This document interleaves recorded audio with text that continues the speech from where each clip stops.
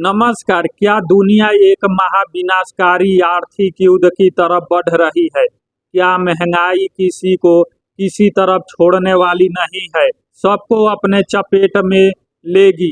भारतीय बाजार में एक ऐसा हाहाकार मचने वाली है जो लोगों को घुटने पर ला देगा। आखिर टेक्सटाइल कंपनी में ऐसा क्या हुआ जो व्यापारी से लेकर आम लोगों की होश उड़ गया?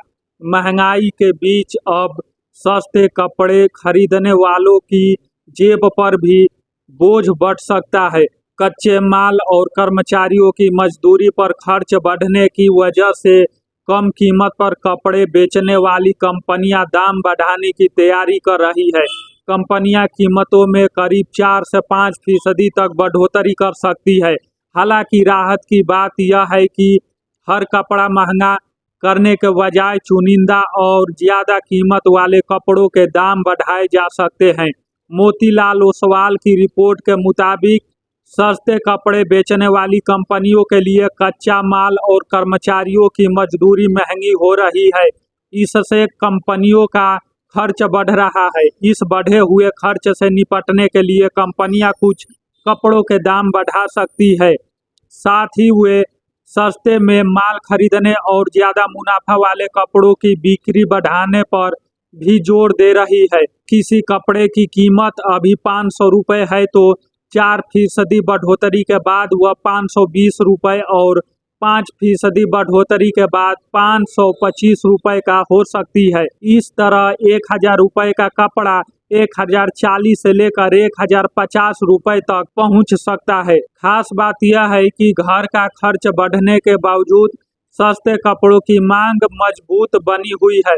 रिपोर्ट में Vishal mega mart, V mart, V2 retail और बाजार स्टाइल रिटेल को शामिल किया गया है। इन चारों कंपनियों की कुल आमदनी चालू वित्त वर्ष की पहली तिमाही में पिछले साल के मुकाबले करीब 25% बढ़ी है। इस दौरान इन कंपनियों के अपने स्टोर का कुल क्षेत्रफल करीब 20% बढ़ाया। अच्छी बात यह रही कि नए स्टोर खुलने के बावजूद बिक्री की रफ्तार भी बेहतर हुई और इसमें करीब 4.5% का सुधार आया।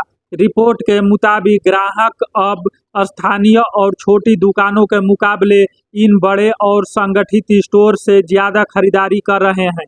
इसका फायदा भी इन कंपनियों को मिल रहा है।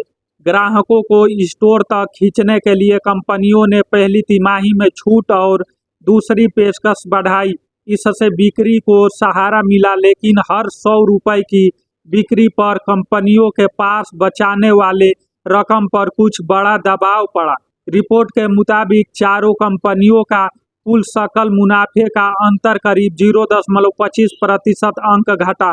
इसके बावजूद खर्च पर नियंत्रण और ज्यादा बिक्री के कारण कारोबार में होने वाला कुल मुनाफा करीब 26% बढ़ा। मुनाफे का स्तर भी मामूली बढ़कर 9% हो गया।